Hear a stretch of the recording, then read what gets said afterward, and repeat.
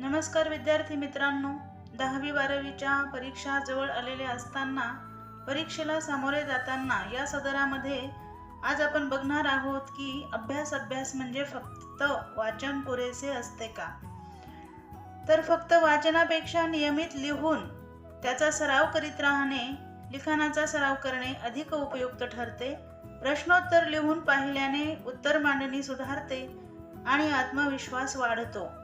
मागील वर्षांच्या प्रश्नपत्रिका सोडवणे आणि सराव पेपर लिहिणे यामुळे परीक्षेची भीती कमी होते. तसेच वेळेचे व्यवस्थापन सुद्धा शिकता येते.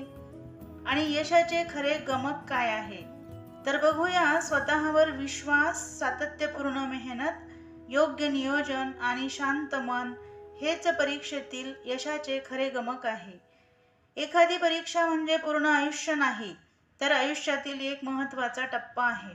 प्रामाणिक प्रयत्न जर केले तर हा टप्पा गाठून यश नक्कीच मिळते. हे नियमित मनावर बिंबवणे गरजेचे आहे.